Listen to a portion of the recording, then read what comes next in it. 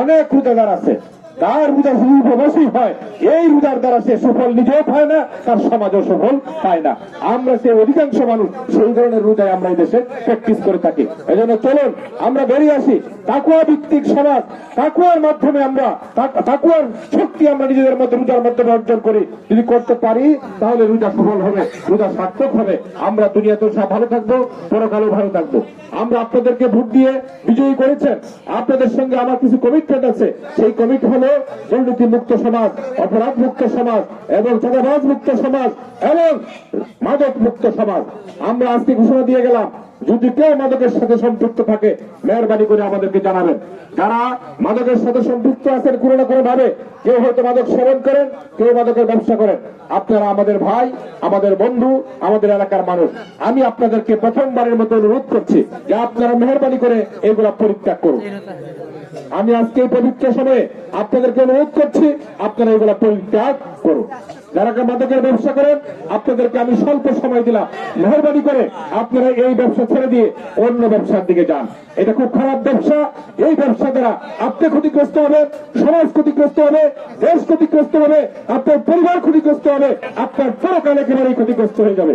এই জন্য আমি অনুরোধ করে যাচ্ছি আজকে যে আপনারা যারা এই পেশার সাথে জড়িত আছেন মেহরবানি করে এই পেশা ছেড়ে দিয়ে অন্য পেশার দিকে আপনারা যান। আপনাদেরকে আমরা ওয়েলকাম জানাবো, আপনাদেরকে আমরা সাধুবাদ জানাবো। ব্যবসার জন্য আপনাদেরকে যে ধরনের সহযোগিতা লাগে সকল প্রকারের বৈধ সহযোগিতা আমরা ইনশাআল্লাহ করব। এরপরে আমরা একটু সময় দিয়া এরপরে যদি আপনারা করেন আপনাদের বিরুদ্ধে তখন আইনগত ব্যবস্থা নেওয়া ছাড়া আমাদের হাতে আর কোনো সুযোগ থাকবে না। কারণ আমরা এই সমাজটাকে নষ্ট হতে দিতে পারি না। এই যুব সমাজকে যারা আগামী দিনে এই দেশকে পরিচালনা করবে তাদেরকে মাদকের ছোটবেলায় ফেলে দিয়ে আমরা তাদের জীবনটাকে নষ্ট করতে চাই না। একটা পরিবারে যদি একজন মাদকাসক্ত থাকে পুরো পরিবারটা সেখানে ধ্বংস হয়ে যায়।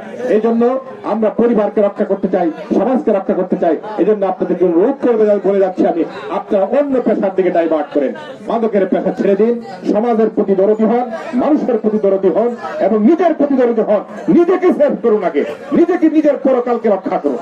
প্রিয় ভাইরা আমার, আর কথা লম্বা করতে চাই না। যারা চাঁদাবাজি করেন, আপনাদের এলাকায় টেম্পো স্ট্যান্ডে কি এখনো চাঁদাবাজি হয়?